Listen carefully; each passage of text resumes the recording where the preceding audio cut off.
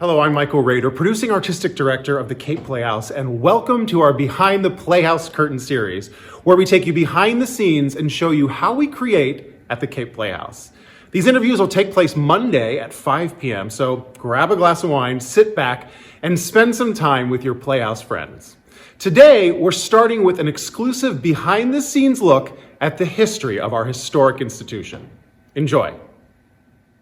The Cape Playhouse story begins officially in the year 1927. During that winter, Raymond Moore, a 28-year-old former teacher from Baltimore, bought an old meeting house, moved it to a pasture in Dennis, and in doing so, founded the Cape Playhouse. In Dennis Village, Moore found just what he was searching for: a central location, a large plot of land, and a conveniently abandoned meeting house that had been used previously as a Unitarian church, a stable, a tin house, a barn, and a slaughterhouse. That Unitarian meeting house, built in 1838, would soon transition to the most famous summer theater in the United States. Moore purchased the meeting house for several $100s and hired Isaiah Grafton Howes to supervise moving the meeting house to its new location down the road, around the corner, and a few hundred yards onto the property. However, Moore ran out of money during the middle of the mammoth process of moving the building, and so the movers did the only logical thing. They abandoned the building on the side of the road until Moore was able to raise additional funds. Moore found those funds and also the capital to engage the services of theater architect and scenic designer Cleon Throckmorton. Throckmorton was charged with transitioning the meeting house, slaughterhouse, into a theater, which was no small task. Throckmorton, who was also responsible for converting a barn into the Westport Playhouse, designed an addition onto the Cape Playhouse that included a stage, wing space, dressing rooms, and a fly loft so that scenic elements could be raised and lowered onto the stage. He left the oak pews and church's hand-hewn support beams that still give the theater much of its character and charm. Meanwhile, Moore wrote to his favorite Broadway actors, asking if they would be interested in starring in productions during an inaugural season at his new theater in Cape Cod. The invitation to escape the heat of the city in the summer and to headline at a new theater was very appealing, and Moore was miraculously able to secure the appearances of well-known actors Peggy Wood, Basil Rathbone, and Laura Hope Cruz, among many others. So Moore got to work securing housing for his actors, directors for his shows, costumes, lighting, and scenic designers. He found a space to rehearse and hired a support staff to man the box office and administration. Meanwhile, the hammers flew fast and furious at the theater, and on July 4th, 1927, the Cape Playhouse was, for better or worse, officially ready to open. The curtain went up that night with Basil Rathbone and Violet Kemble Cooper starring in The Guardsman. It was raining so hard that patrons quite literally had to hold umbrellas in the audience to protect themselves from a leaking roof. But leaking roof or not, Moore's dream was well underway. That evening, a note in the playbill from Moore read, "The Cape Playhouse has many problems to meet, many obstacles to overcome, but it believes that it can earn the faith, respect, and support of the people of Cape Cod. It believes that it has a place in the American theater." What many people perhaps didn't realize was that Moore had a dream that was bigger than starting a theater. Patrons may have noticed that the theater was actually placed off to the far right side of the property. This intentional positioning was because Moore desired to secure more land, and on that land, construct an arts campus. A campus that would house an art and exhibit gallery, support buildings for the Playhouse staff, a large arena of gardens, a second performance space for concerts, a cinema, and a training institute for local youth to study theater. As word spread of the Playhouse and Moore's aspirations, so did the interest of other actors. During the second season of operations, 3 newcomers got to test their skills at the Playhouse. The first was a young Robert Montgomery, who starred in a production of The Silver Cord.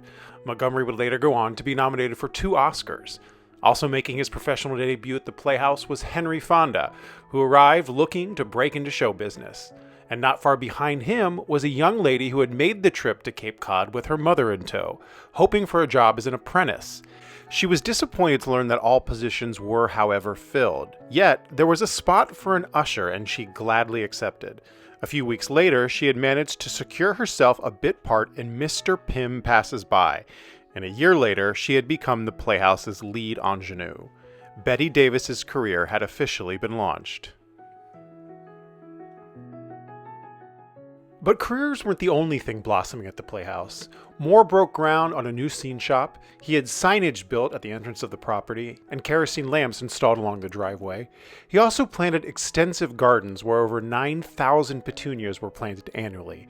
His gardens, which included a pond, tea house, and hundreds of rare flowers, attracted thousands. Moore also engaged the services of renowned artist and architect Alfred Easton Poor to design the cinema. The auditorium was planned in the style of Art Deco and included 317 individual armchairs of black lacquer and tangerine suede produced by the Frankel Galleries in New York.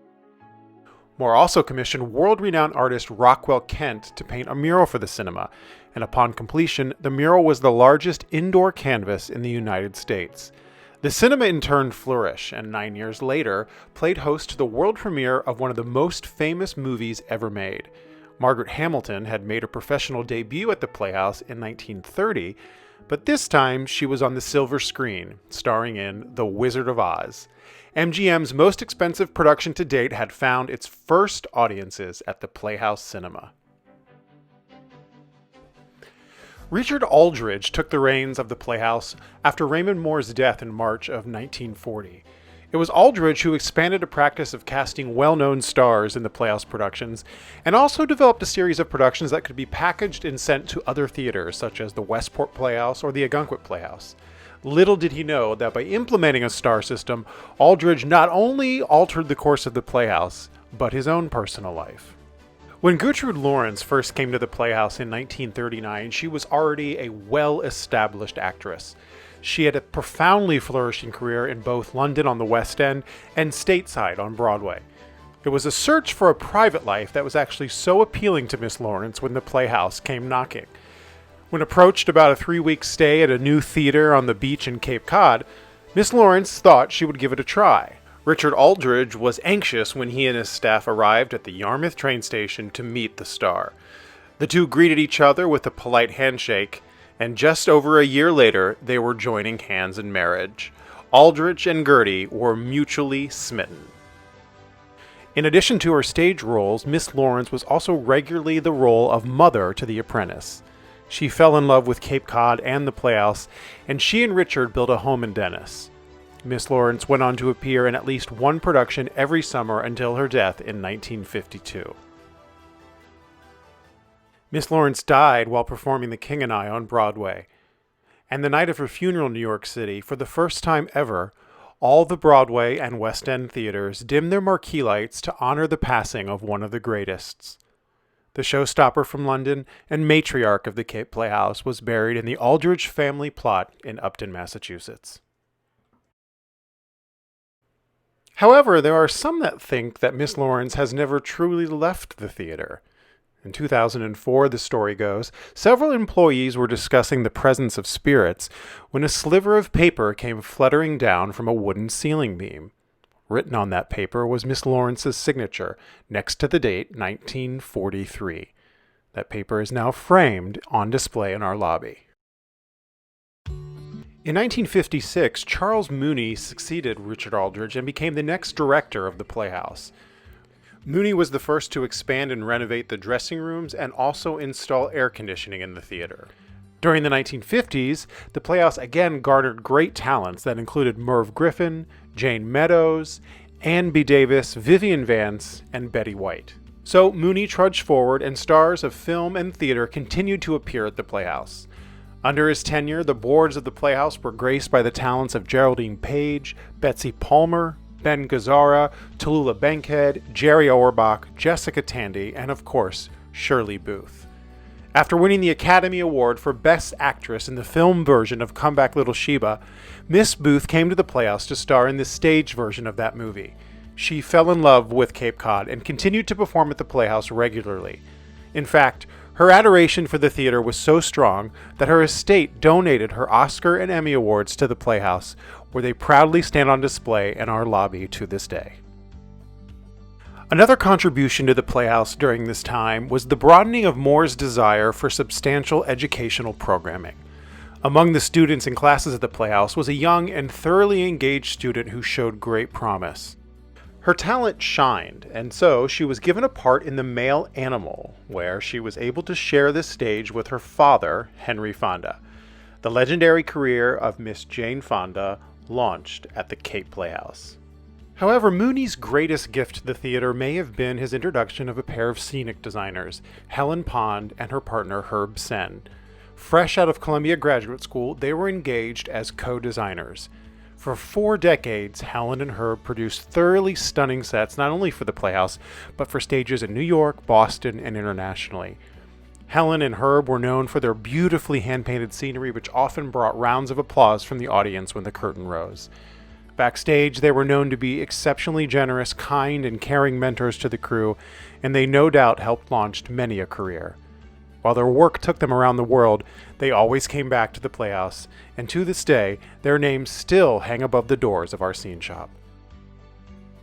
In 1967, Julie Andrews came to the Cape Playhouse to film the movie Star, a retrospective about the life and times of Gertrude Lawrence. The Board of Trustees next engaged Angelo Del Rossi to lead the Playhouse. Del Rossi also served in the same position at the Paper Mill Playhouse in Millburn, New Jersey, and continued to offer star packaging of shows.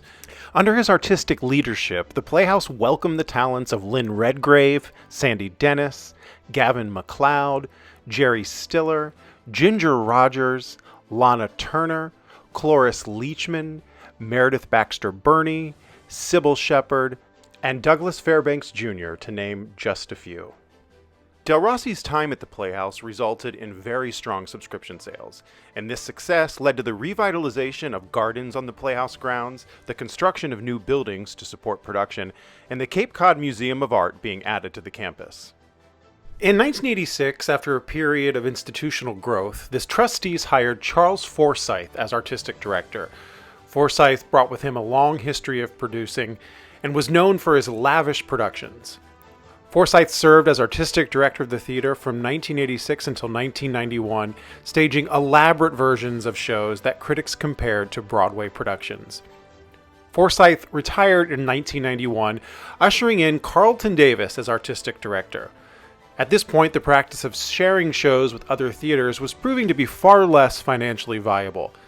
Davis began packaging and producing shows exclusively for the Cape Playhouse, and it was Mr. Davis who was responsible for bringing the New York cast of A Chorus Line to the Playhouse in 1995.